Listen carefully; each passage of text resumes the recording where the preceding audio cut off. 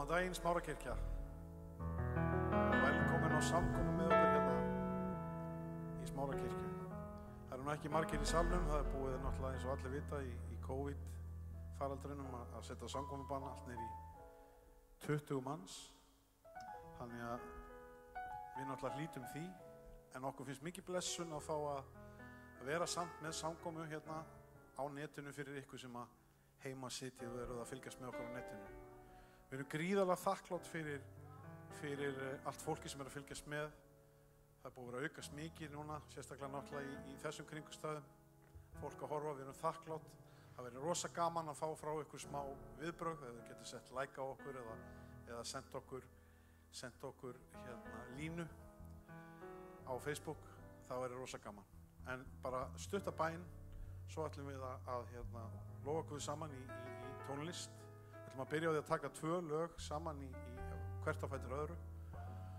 Svolítið hress, áðurinn við förum inn í svona meiri rólegri lög. En við skulum biðja saman. Heilagur Drottinn Jesús, ég þakka þér fyrir að fáum að koma saman, fáum að lyfta upp þínu nafni, Drottinn, ég bið fyrir land og þjóð, ég bið fyrir öllum sem er að hlusta á okkur, Drottinn, ég bið fyrir öllum heilbrigðisstarfsmönnum, sjúkrahúsunum okkur og öllum ráðamönnum þegar þeir standa frammi fyrir þessum ákvörðun, Drottinn, þú gefur visku inn í allar þessar kringumstæður. Ég bið fyrir ekki bara Íslandi, heldur öllum heiminum þegar hann tekst á við þessa vá í Jesú nafni. Þú munt vel fyrir sjá, við trúum því, Drottinn, að þú munir vel fyrir sjá. Í Jesú nafni, allir sögðu Amen. Again I say rejoice.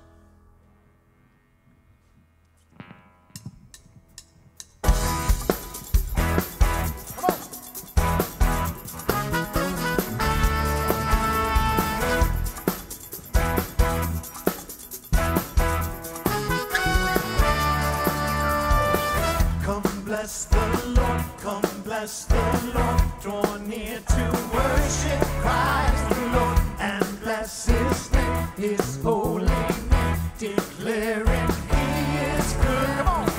Come bless the Lord, draw near to worship Christ the Lord, and bless His name, His holy name, declaring He is good.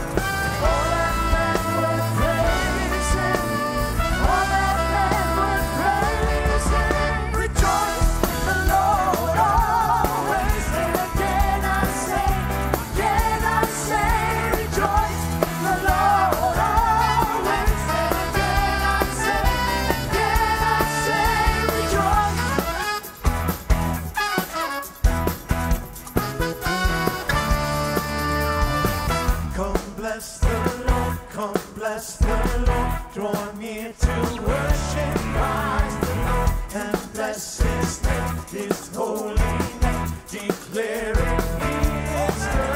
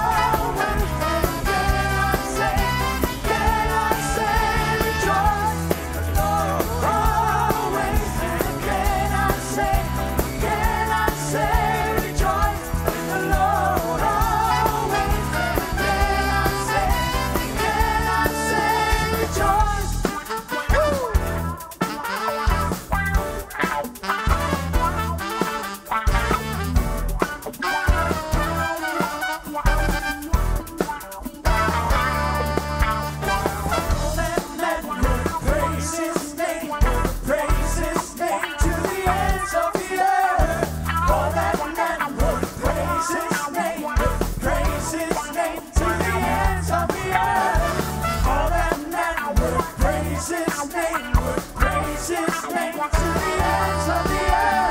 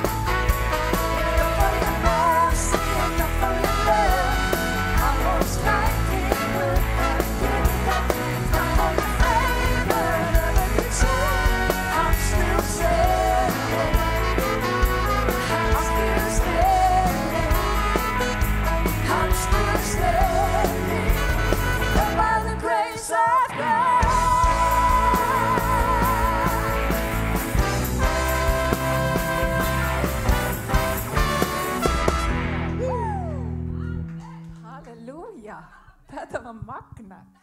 Og þetta ekki einmitt þannig að við getum svo mikið þakka fyrir í dag. Við erum ennþá hér, þið eru að horfa. Við erum hér og við erum öll standandi í fæturnar, ekki sagt. Þannig að Guð er góður. Og það er svo mikilvægt á þessum tímum þegar við heyrum allar þessar slæmu fréttir að minna okkur á hvað Guð er góður. Fara að horfa til Drottins en ekki okkur sjálf. Það er tækifæri í svona kringumstæður að horfa á Drottin. Þannig í dag þá vil ég skora þig. Í staðinn fyrir að vera að horfa á tölurnar sem að birtast í fjölmiðlum og annað slíkt. Horfum á það hvað Guð hefur verið góður við okkur. Horfum á alla erfiðleikana sem að Guð hefur tekið okkur úr og hann hefur sett fætur okkur á klettin og reikningin talar að hann er kletturinn. Þannig að í dag, í staðinn fyrir að vera í okkur eymd og volaði, byrjum að þakka Guði. Hefjum augu okkar til himins og segi Drottin, ég bara þakka þér fyrir trúfestu þína og ég þakka þér fyrir miskunn þína. Og í dag þá er nýtt tækifæri, það er nýtt tækifæri á dýpri lofgjörð og gleði sem er ekki byggð á einhverju veraldlegu, heldur einhverju himnesku. Þannig í dag þá vil ég bara skora þig að setja von þín á Drottin.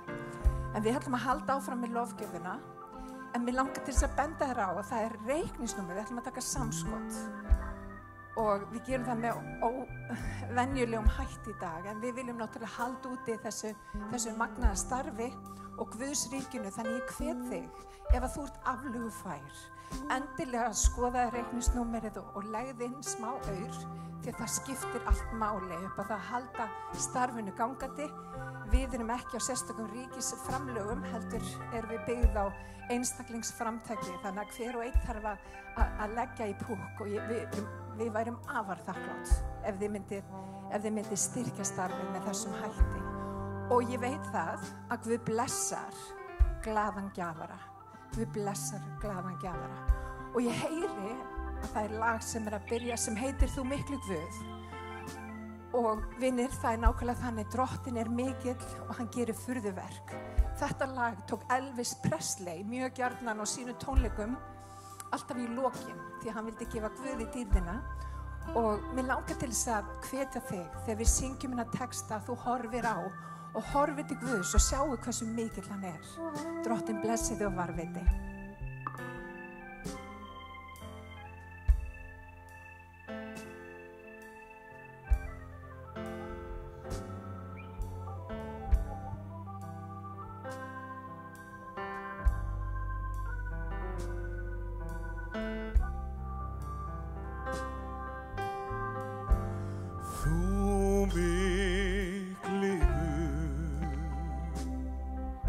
Sem manninn elskað hefur og miðlað honum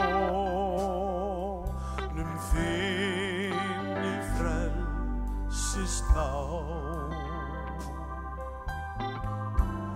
Þú mikli Guð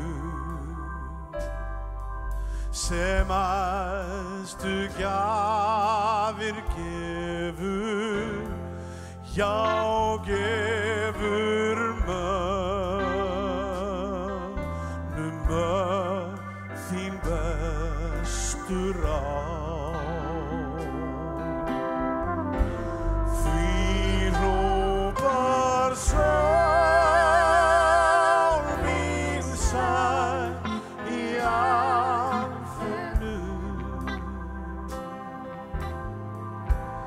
Þú mikli Guð, þú mikli Guð, því hrópar sál mín sæl í alfögnum. Þú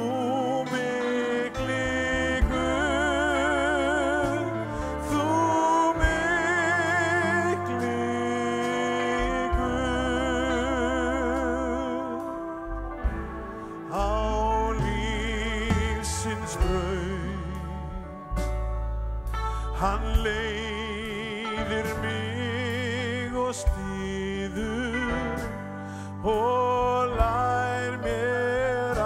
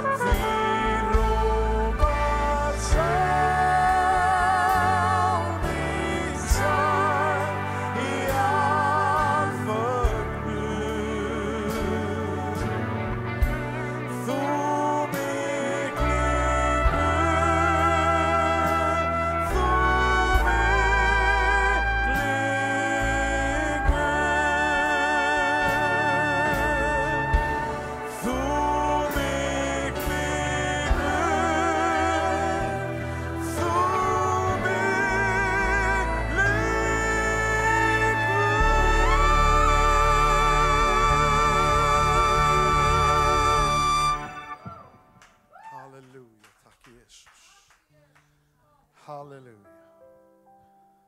Fallegt lag, þú mikli Guð. Eitt af þessum gömlu lögum sem að má ekki gleymast.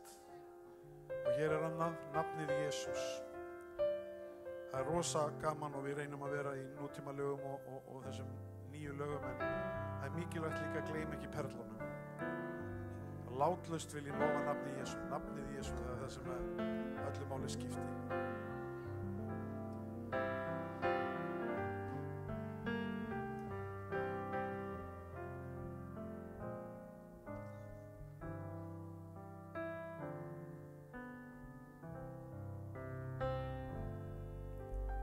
Látlaust vil ég lofa nafnið Jesú.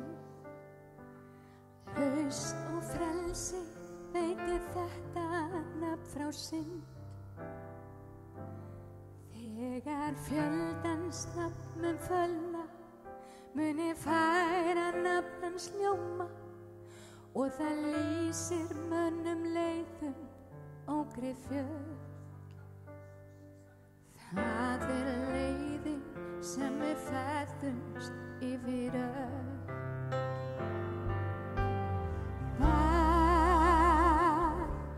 Nafnið Jesú færa nafnið Jesú fyrir nafnið Jesú á ég líf í það. Innan skams mun opnast perlur hliðin. Hinn ég geng og lít hans augliti undur blíð. Sá sem Kristur Jesú kallast, komi hans í þá mun minnast. Hér á Golgata hann gaf upp andans sín, til að gæti ég og þú sem himinn við. Syngjum öll saman. Nafnið Jesú færa nafnið Jesú fyrir nafnið Jesú á ég líf í það. Innan skams mun opnast perlur hliðin, og inn ég geng og lít hans augliti undur blíð. Sá sem Kristur Jesú kallast, komu hans ég þá mun minnast. Hér á Golgata hann gaf upp andans sín. Takk Jesús, til að gæti ég og þú séð í minni.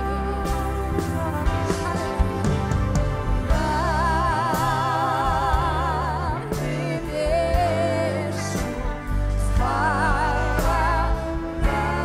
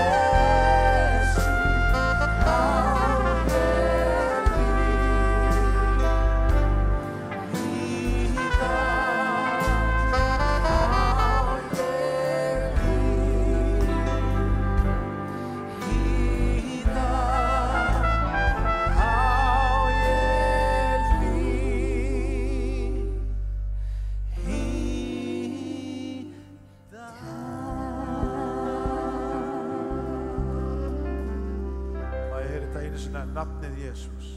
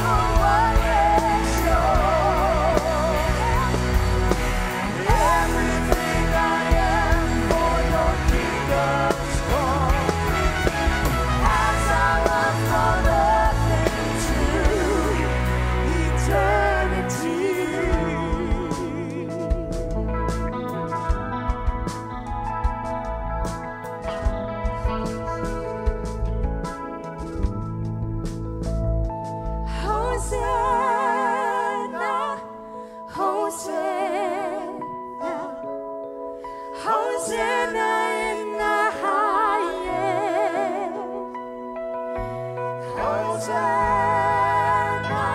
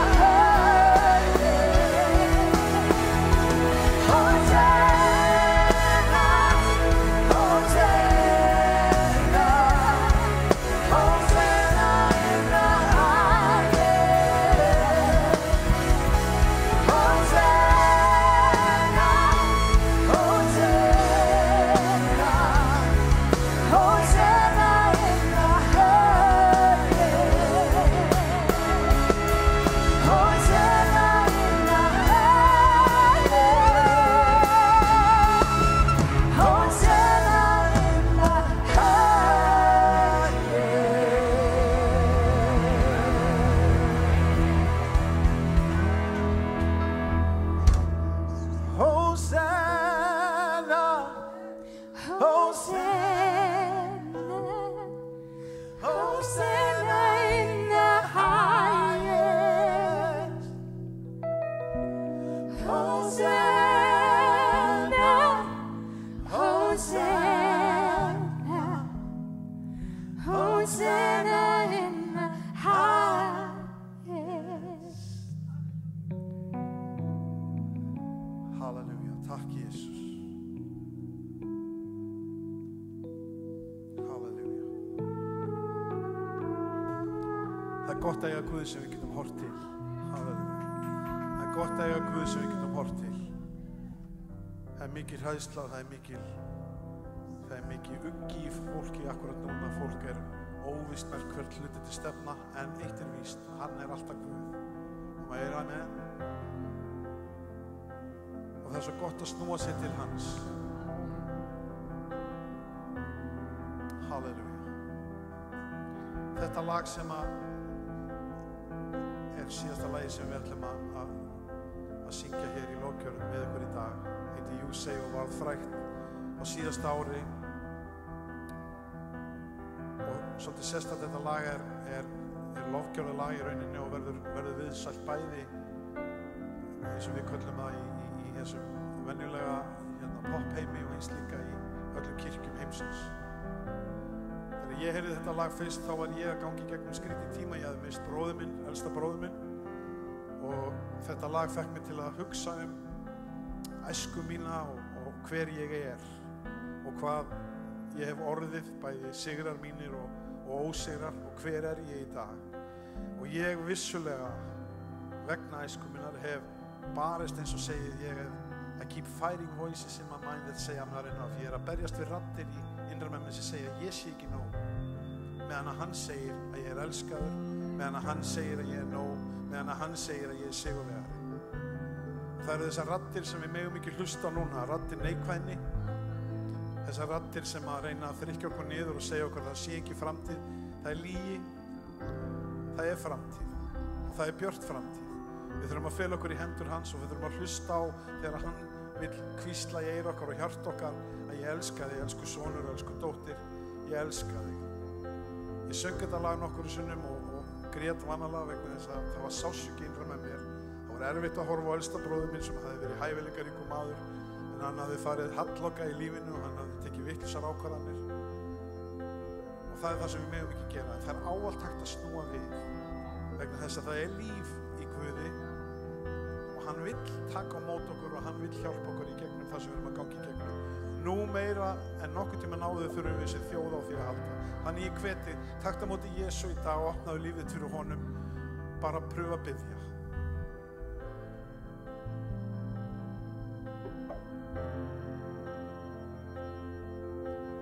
I keep fighting voices in my mind that say I'm not enough.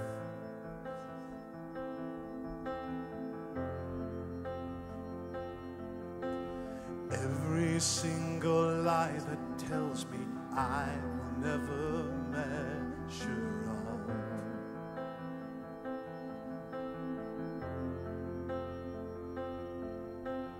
Am I more than just the sum of every high and every low?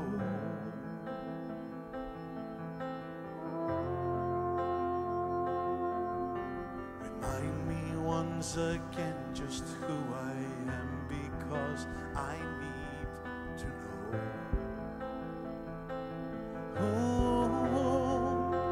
'Cause you say I am loved when I can't feel a thing, and you say I am strong when I think I am weak, and you say I am held I am falling short when I don't belong.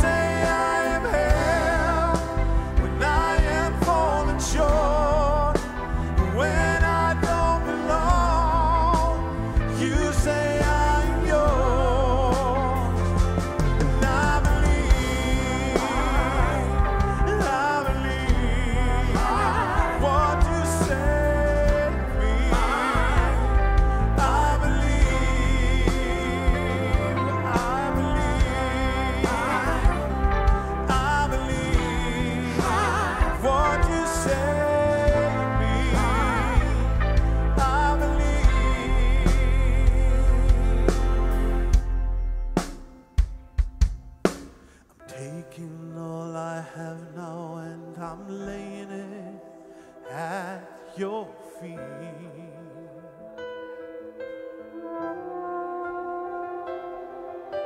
'Cause you have every failure, God, and you have every victory.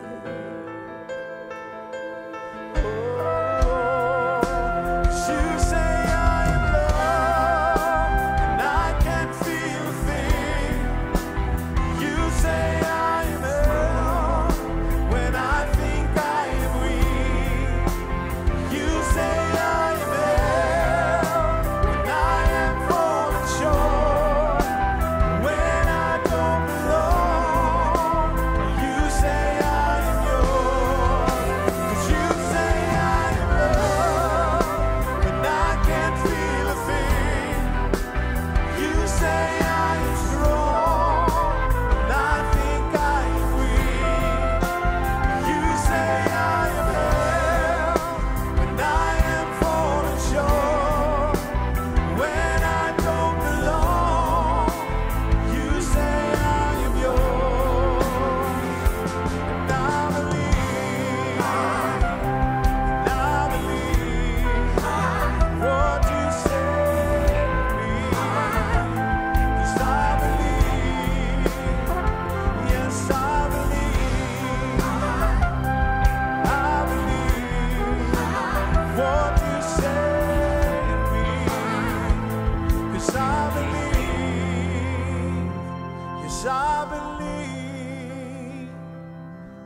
believe what you say of me.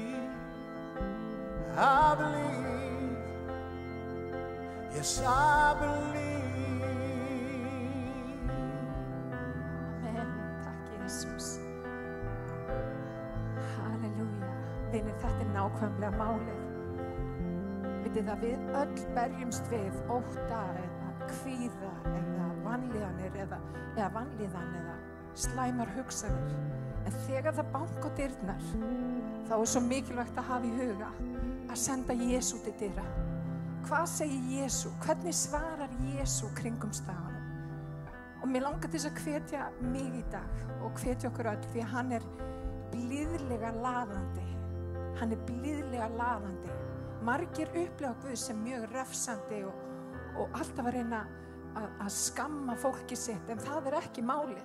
Hann kom í hennan heim til að frelsa heiminn, til að heimurinn skyldi frelsast fyrir hann. Hann hefur betri leið og hann hefur trú á þér og hann hefur trú á mér.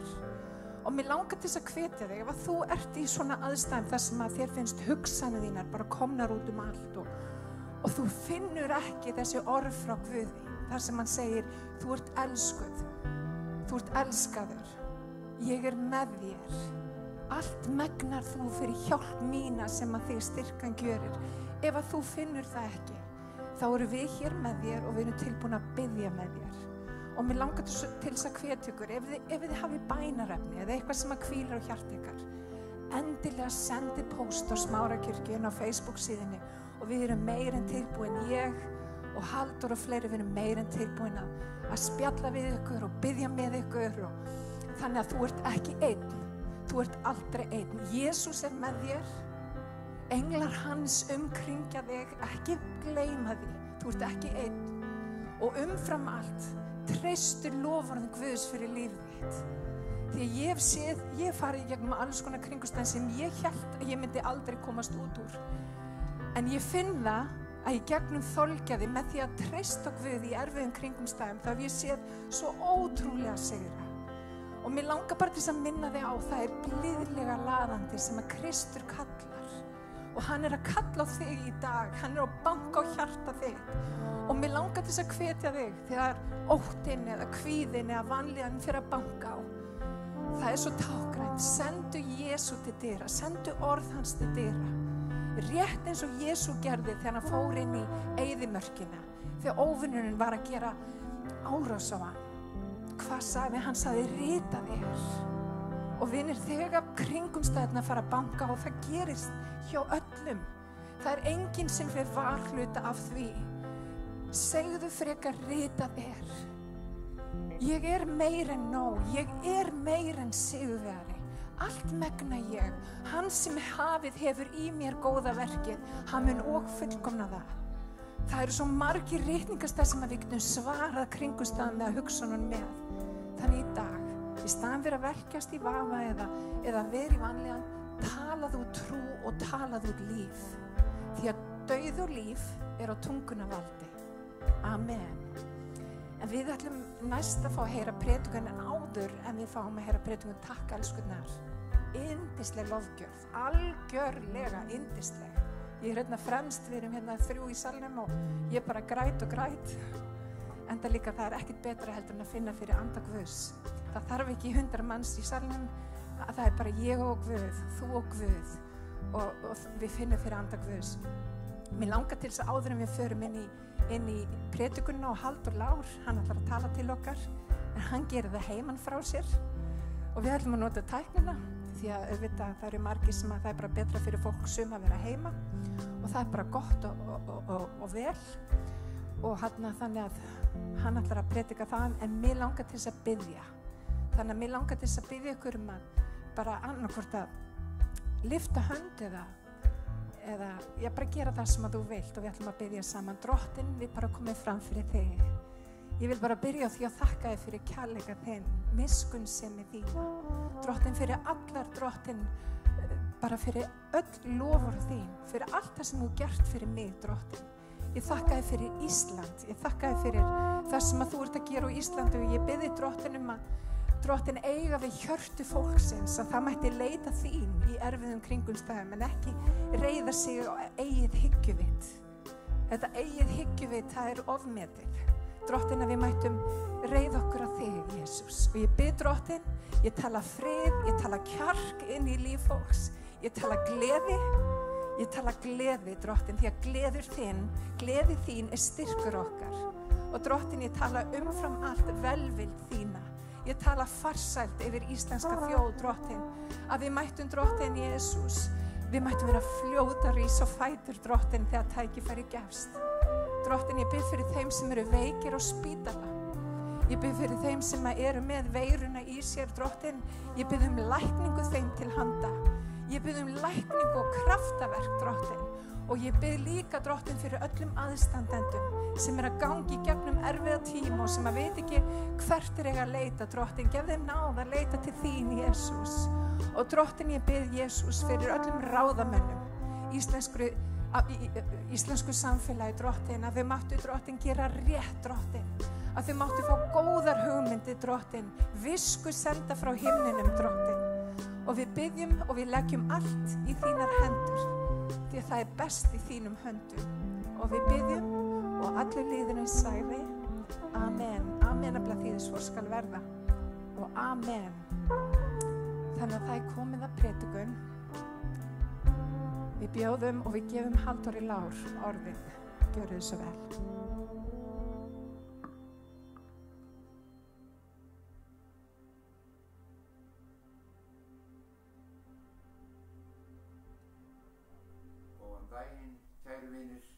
Góðan daginn, kæru vinir.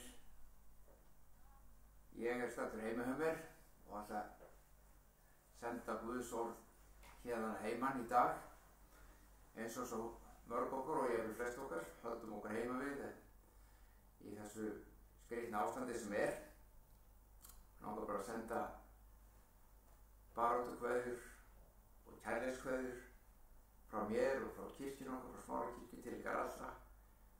Og við erum í bæn fyrir ykkur og treystum á Guð, varðveiti og gæti á allra hátt. Ég vona að þið séu bara að nota tíma vel heima og ég treysti því að þið séu að gera það og ég að hlusta á þessa góðu tónlistarþætti sem hafa verið að senda út ofta á kvöldin eins og Óskari og Hrönn og Fanny og þeim á 50 dögum og jafnvel Helga Björns sem var í gær, veit ég, og alveg dásamlegt að hlusta á þessa fallegu tónlist af öllum sortum. Og ég vona að þið njóti þess. Í tengslu við það sem að gerist inn á heimilunum, þá langar mig að vitna í klassískt verk, meistarverk, svona trúarsatíra að bestu gerð eftir C.S. Lewis. C.S. Lewis var mikill fræðimaður og rithöfundur og þið þekkið fullt af verkum hans sem ég myndi nefna væntanlega.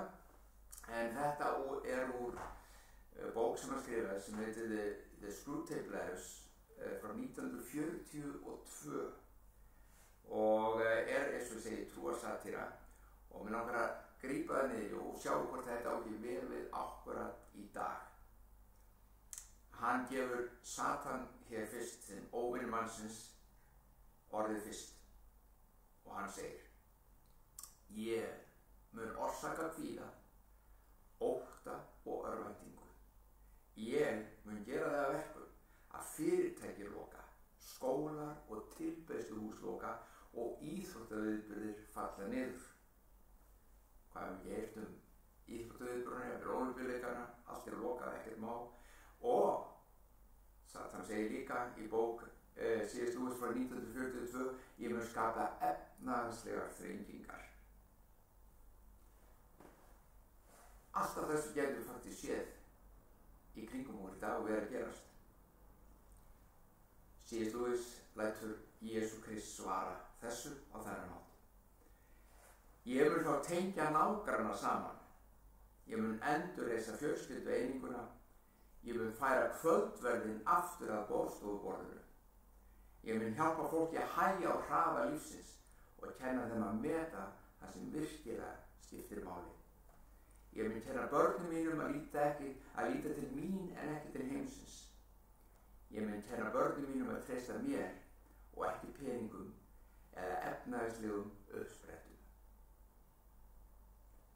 Sjáðu til, þetta er orð sem á alveg við í dag og ég vildi bara gefa ykkur þetta svona því að ég hef séð það svolítið á ensku svona á Facebookinu og möðlunum sem í gangi og þetta á svo vel við og svo gott. En í dag hins vegar úr orðið Guðs langar mig eins að nota tækifæri og nota þessar sérstöku kringumstæður sem að vekja oft hörmungar af þessu tagi, vekja oft upp ákveðið hugafar og ákveðna afstöðu hjá kristnum sem eru ranghugmyndir. Man langar að taka á þessu ranghugmyndum og reyna að fletta þess ofan að þeim ef svo má orðið komast, nota til þess Guðs orð að sýna fram á að þetta er ranghugsun. En þetta er hugsun sem veldur því að margir sem ekki eiga trúna vilja ekkert með okkar Guð hafa að gera. Þeir vilja ekki svona Guð eins og við málum á myndina. Og þessi ranghugmynd gengur út á það að þegar hörmungar koma en einhver slæmt gerist að þá sé dómur Guðs að ganga yfir heimsbyggðina. Kristnir menn eru gjarnan fljótir að grípa eitthvað svona lofti og segja já, dómur, synd mannan er svo mikil að Guð verður að grípa inn í, hann þarf að koma til að gera, til að díla við syndina, eiga við syndina og dæma syndina hjá fólkinu og kemur þessu sinni refsandi hönd. Við sem munum eftir í þegar fyrsta fólki fór að deyja úr AIDS hér á Jarðríkinu, þá heyrðist þessar rættir meðal annars. Háværar röddir sem sagði að Guð væri nú að refsa samkynhneigðum fyrir syndina. Og þessi tilhning er afskaplega rík. Ég veit ekki hvort ég hef heyrt mikið af þessu núna akkurat með koronavírusin okkar sem í gangi. Koronavírusin, kallar hann þetta okkar, þetta sem í gangi núna vegna þess að hann verður ganga yfir alla. En það er alltaf þessi kristni hópur sem rís upp og segir Guð er að dæma. Og mér langar að benda ykkur á og okkur að rifja upp úr orðinu að þetta eru rangtúlkun. Það er reyndar hægt að nota biblíuvers sem þessi hópur nota gjarnan, vitnar í biblíuna fram og tilbaka til að sýna fram á að þau hafa rétt fyrir sér. Það er að láta biblíuna segja hvað sem er faktisk. Þú getur haft einhverja skoðun sem er bara þín skoðun. Og þú getur láta biblíuna staðfesta hana á einhvern hátt. Það er að taka orðið úr samhengi. Það er eins og mikilvægt að skoða ritningarnar í samhengi. Og það er mikilvægt að láta biblíuna, ritningarnar sjálfa, túlka ritningarnar. Þá færðu mynd af heildarmynd af því sem biblían eða ritningarnar eru að kenna okkur og segja okkur. tökum sem dæmi, hver er boðskapurinn? Hvað er til dæmis lykil atriði fagnaðarerindisins? Við þurfum að sjá það að allt annað sem sagt og nefndir bendir á þessa, ekki það. Og það er það sem ég langar að sýna ykkur núna úr Guðsöðu. Við ætlum að fyrst að líta í Lúkas 9. kafla, vers 51-56. Þetta eru athyglisverð vers og þau eru svolítið brosleg, þó þau séu alvarleg. Að þá er þetta alveg sérstakt dæmi. Þetta lýsir vel því sem að ég er einmitt að tala um.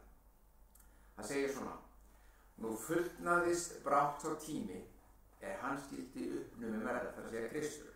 Það var að líða á lokum hans starfsæði á jarðríki. Hann átti að fara til Jerúsalem núna, deyja á krossi, vera grafinn og rísa frá dauðum og vera hafinn upp til himna. Þess að tímabilið hans á jarðríki var það bil að enda. Svo það segir núna að það fullnaðist brátt sá tími að hann skyldi uppnumið verða og beindi hann frá sjónum til Jerúsalem, einráðinn í að fara þangað.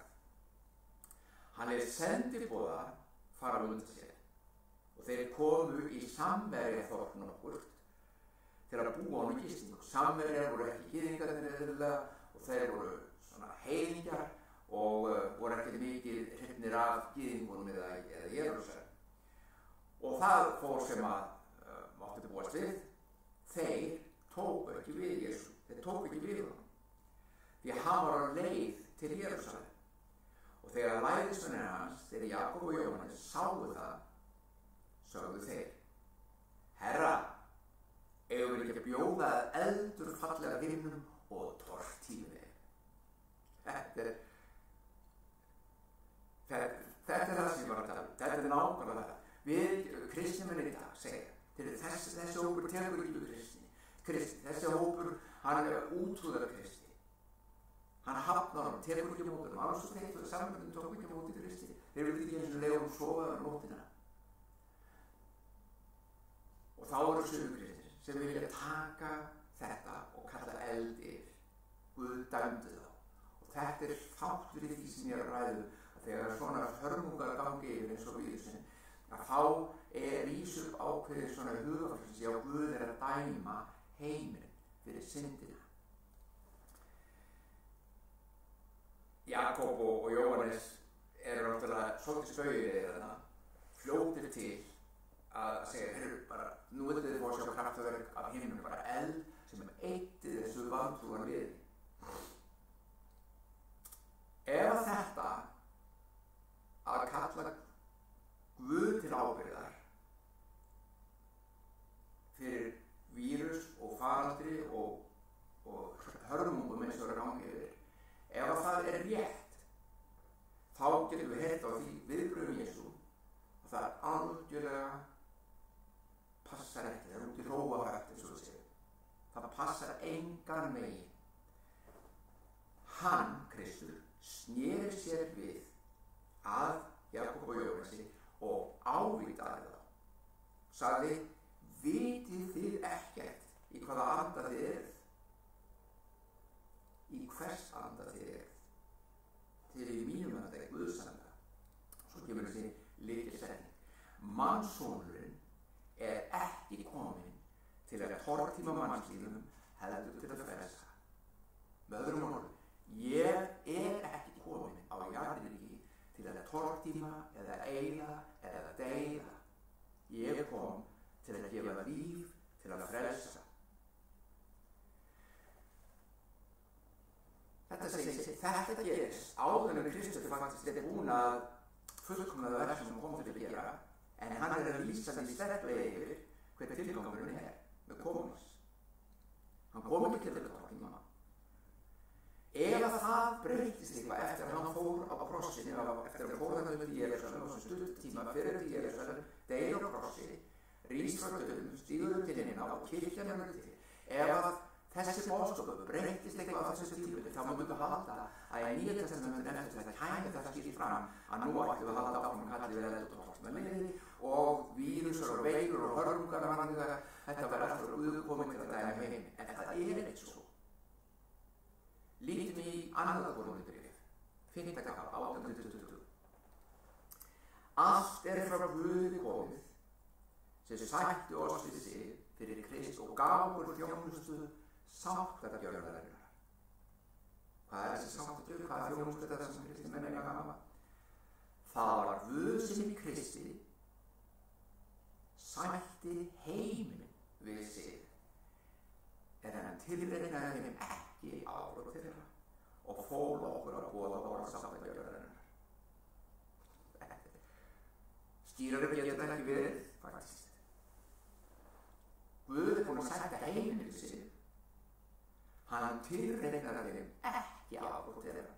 Þannig að það fellur það úr sjálf sig að hann sé núna að dæma heiminn fyrir áflóð þeirra. Hann fól okkur að boða þessa orðsáttargjörð. Það er hlutur okkar kristinna. Það er að segja heiminum, segja fólki frá því að Guð er sáttur við okkur. Hann er búinn að sættast við okkur í Kristi. Og ég kem aðeins að þau eftir hvernig það virkar og hvernig það er gert. Við erum við því í Krista og segjum látið sættast við Guð. Hann sem þekkti ekki synd, gjörði hennar synd voru vegna til þess að við skylum vera réttlæti Guðs í honum.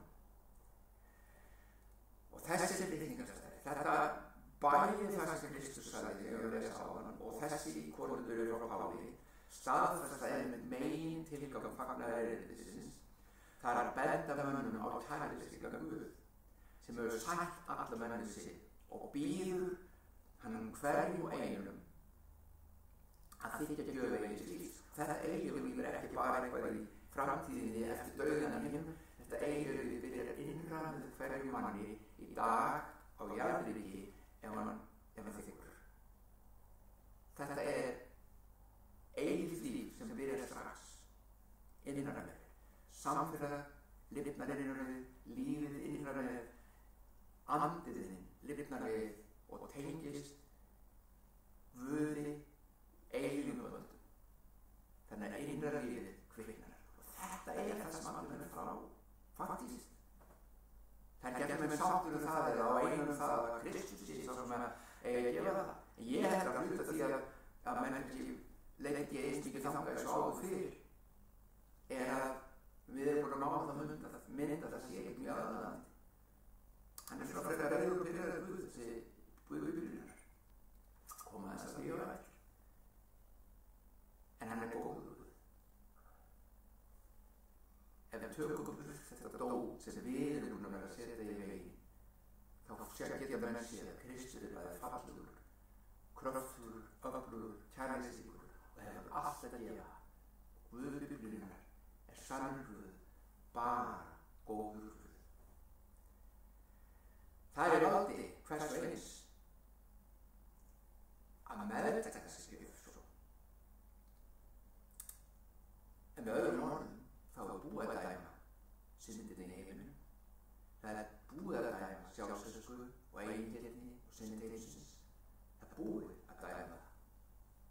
Sá komum fjall á Krist þegar hann fór á krossi. Reiði Guðs kom niður á Kristi til þess að við ætlum aðgang að honum í sátt. Þetta er stórhuglega boðskap og þetta er náðarboðskap og þetta er fagnaðarerindið Krist. Nú erum við hálfsverðin fram með það, bara handað og hóðið. Ég held að sér öll að horfast ég og það að háska hátíðin okkar núna verður aðeins öðru sniði. Heldur við gengur og gerist út af þessu stöðu í landinu okkur og heiminum. En þá erum við samt sem áður, við getum samt sem áður. Hjartan að þessu djúp og ríka. Þessu djúp og ríku merkingu og meiningu sem raunverulega hefur, sem er að hann var þá sem Kristurinn mitt. Fór út í Jerúsalem, fór á krossi og lambi Guðs, hún með lítið lamb Guðs. Ég verður slátrað aldra aðrir, páskalambi. Og nú kemur Kristur og hann er kallaður síðasta páskalambi. Hún var slátrað og Biblían gerir grein fyrir því í Hebreabréfinu 9:26 að þessi fórn dugði í eitt skipti fyrir öll. Í eitt skipti fyrir öll dugði þessi fórn. Hann þarf ekki að dæma heiminn aftur. Elsku bræður og systur, þeir sem eru að hlusta og þeir sem hafa kannski lendi í þessu eða dotti í það að vera dæmandi yfir synd mannsins. Gæti þess að fallikið og mannvisku að tala mannvisku á móti Guðs orði. Því með því getur við líka fórnandi verið sjá til. Við erum vísum yfir að Guð sé að dæma synd heimsins með vírusum og flóðum og öðrum hörmungum. Þá erum við að segja að verk Kristi ekki til. Hann kom að verða heim en það þarf að dæma aftur. Segir Guð dæma ekki Kristi. Fyrir svona syndir. Hann búinn að dæma. Það náðið sem okkur að gefa. Hann gefa spett okkur að leið til að endur þess að þetta lögmál kærleikans í heiminum. Hann kom og uppfyllti verkið þegar nú erum við bara aðgangaði. Nú getum við þegin á það verkið og lifað í kærleika.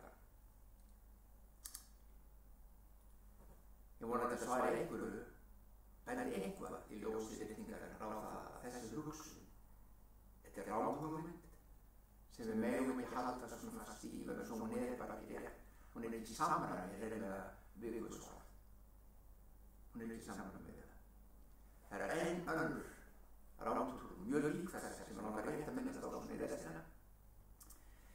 Það líka þau sem þetta leiðir hana, en nú snýst það þér persónulega eða mörgum, kannski þér, mörgum kristunum sem með að trúa þegar Guð sé sáttur við þau, sem jafnvel reyður út við þau, pirraður svolítið. Það svolítið þessi mynd að Guð okkar sé pirraður reyður við þau. Ef við mistíðum og gefum ykkur rangt þá sé hann alltaf að skammast út þenni og lemja ykkur í hausinn og það bara ekki svo.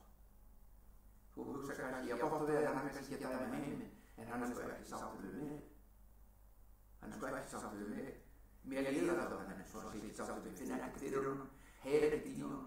Hann svo fjarlægur, það vegna þess að hann bara ekki sáttur við. Það eitthvað sem ég eitthvað sem ég sagt. Bara hvað ég Tvennt í þessu sem ég langar að nefna og ég held að annars vegar þá séu yfirvinnandi líkur á því. Ef þessi tilfinning ekki vinna með þessi hugsun, þá mjög líklegt að einhverjum ástæðum þá þú ekki sátt eða sáttur við þig sjálfur. Það eitthvað ósætt innan með þér, þetta hvernig þú ert, hvernig lífið þitt og þú skrifar það á Guð hans ósáttur. Hinn af þessu einmitt úr ritningunni sem segir Kristur sagði sjálfur að hann aldrei yfirgefi okkur, aldrei. Páll segir að ekkert fái aðskilja okkur frá Kristi. Ef tilfinning þín að hann hafi yfirgefið eða sé fjarlægur og vilja ekki með þig hafa að gera, þá tilfinning sem raunverulega ekki lítið úr henni, en hún ekki byggð á samningnum Krist, því hann segir ég alltaf með þér. Ég fer aldrei frá þér. Þannig við þurfum að vinna með líf okkur og segja hvað af hverju þessi upplifin svona ef að hann segir þetta stangast á. Guð ekki reiður við. Hann leiðir okkur, hann aðar okkur, hann kennir okkur af því hann elskar okkur. Það reiður hann ekki. En þessi lífi, ég kalla þetta lífi vegna þess að margir kristnir trúa þessari lífi. En okkar aðstæðar, við skoðum í Biblíunni hvaðan nákvæmlega þessi lífi að Guð sé ósáttur við þig og reiður út í þig, óánægður með þig. Hvar á uppskriftin? Lesum fyrsta Pétur í 5:8. Þetta fræg vers, þetta þekkja margir ef ekki allir. Verið aðgáðir, vakið, óvinir yðar djöfullinn, gengur sem öskrandi ljón, leitandi að þeim sem hann getur gleypt. Hann gengur sem öskrandi ljón, leitandi að þeim sem hann getur gleypt. Kristus minnist á þennan sama óvin nokkur sinnum. Hann kallar hann meðal annars föður lífar. saxa föður, var ekki bara að ég var falið líginar. Lígin á uppristur sinni í hún. Munið þið í garðinum, aldingarðin, ef Guð vissum sagt þetta, vera strax á Eva, byrjaði að ljúga og snúa út. Hann lígur aldrei beint í bjókið, þannig að við þetta ekki lígi. Hann er bara alltaf læsis. Og ég bendur á það, sína fram á því að ljósöskast einmig slík læsi. Því, hann getur öskrað eða hvað skemmst með.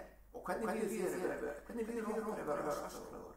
Við hröngum út, við forðum fyrir ykkur. Öskur er ekki aðandi. Öskur lagar ekki að. Og hvers vegna öskrar hann eins og ljón? Og hvers vegna ég öskra og hvað er að öskra? Öskur myndi hræða burtur öllum menningsstöð. Hann okkar að lesa annað vers úr reikningunni. Og þið munið strax á sami vonandi. Það eru orðsöfnið 1912. Það segir, konungsreiði eins og ljónsöskur. Konungsreiði eins og ljónsöskur. Konungur reiður og lætur í sér eins og ljónsöskur. Þetta ekki ljónsöskur, eins og ljónsöskur. Og hvað sagði við náða? Hvað sagði Pétursbréf?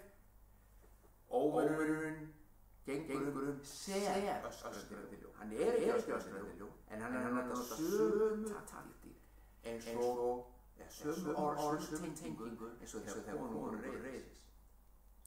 Tilgangur óvinnarins líkjættu ljónsöskurinu er ekki alveg ljón, það er eins og konungsöskur. Það er eins og konungur sé reiður.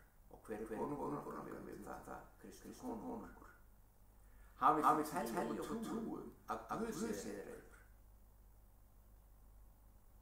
Öskurinn hljóma eins og ljón. Það hljóma eins og Guðsrödd í höfðu þínu.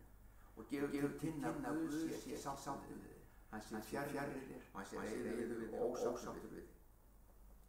Gleymum þess ekki augnablik að þetta öskur kemur frá föður líginar. Þetta er blekkingaröskur. En ef við trúum líginni, eins og aðra lígi, það er alveg saman hvað lígin er. Ef við trúum henni, ef við trúum því sem verður að búa að okkur, þá er það fjötrandi. Það er blekkjandi fjötrandi, það er bindandi. Það er ekkert lamandi fyrir kristinn mann, eins og trúa því að Guð sjálfur sé ósáttur við það. Það lamar þig. Það getur óhæfa. Þú heyrir ekki í Guðs röddu. Þú nærri slaka til þér alltaf illa. Þú berst þig að koma stað, en innstinni öskrar ljónið á þig og segir, ég er ósáttur við þig. Þetta öskur í kollum á okkur. Sýtur lama okkur. Þetta passar hins vegar ef þetta væri sannleikurinn, hann væri ósáttur út af líf okkar. Passar ekki frekar við ritninguna eða biblíuna heldur það sem ég var að ræða almenn dómdóðs í jörðina. Vegna þess að Kristus dó fyrir þínar syndir eins og allra annarra. Hann sætti þig við sig eins og allra aðra. Hann tók öll rándindi heimsins líka þín. Og í Hebreabréfinu, það það segir, því ég mun vera vægur við misgjörðir þeirra og ég mun ekki framar minnast syndra þeirra. Ég mun vera vægur við misgjörðir þeirra og ég mun aldrei framar minnast syndra þeirra. Ef hann er að leysa þessi mál í Kristi, svo hann minnst ekki lengur synd okkar, hvaðan haldið þá að það sé að koma í kvöldum og hans er ósáttur við okkur. Ég hef sagt einmið við mig, segir hann. En í þínum kolli og í margra hljómar önnur sem er ósáttur við mig. Passa sjálfsgrunir. Annar vilji heitir sannleikur og við trú sannleikur. Guð góður, hann bara góður.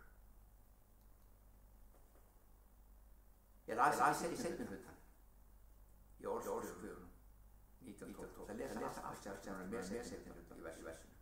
Því það fastist þetta og það okkar leik núna í dag og það skilur eftir þessu skilur. Konungsreiði eins og ljónsöskur.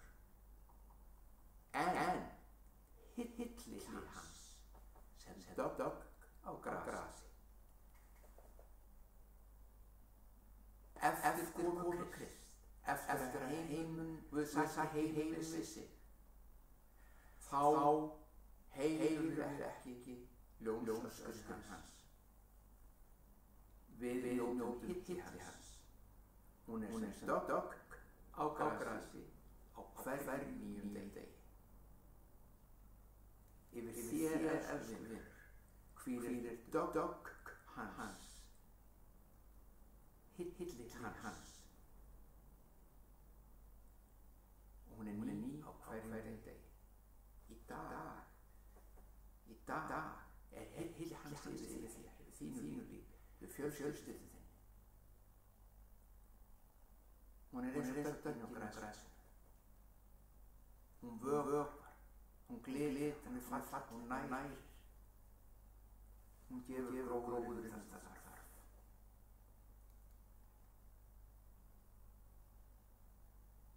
Þetta er óskar, þetta er fagnaðurinn. Þetta er fagnaðurinn fyrir alla menn. Guð elskar. Frækt þetta því að svo elskaði Guð heiminn að hann gaf son sinn eingild til að hver sem á hann trúi glatist ekki heldur hafi eilíft líf. Alla menn. Nú var hilli hans yfir þér sem dögg á grasi á hverjum degi. Guð blessa elskunir, njótið þess að hvíla í náðust hans, í kærleika hans, bjóðu hann velkomin inn á heiminn ykkar og nýti tíman. Ég skora og hvet ykkur nýti tíman til að rækta lífið í hún innrönnið. Guð blessa ykkur. Amen. Yndislegt orð hjá Halldóri. Og þessi stund rétt að vera búinn, en Halldóri mitt kom inn á kjarnaatriðið í þessu. Hann er kærleikur. Hann kom í hennan heim ekki til að dæma heiminn, heldur til að frelsa hann. Og hann er kallandi, hann er bankandi á hjartað. Og ef að þú ert hér og þú ert að horfa á mig í dag og þú þekkir ekki það sem Halldór var að tala þú þekkir ekki Jesú sem þinn persónlega frelsara. Það langar mig til þess að hvetja þig til þess að hleypa honum inn í hjartað. Og það er svo einfalt. Reikningin kennir að ef þú trúir í hjartanu og játar með vörunum, þá myndi hólpin verða. Þetta snýst bara trú og játningu.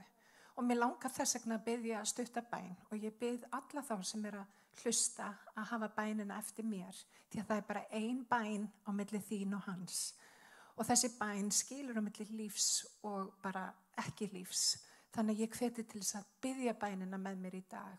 Og bænin er svona: kæri Jesús, ég bið þig að koma inn í hjarta mitt í dag. Ég bið að fyrirgefa mig sérhverja synd.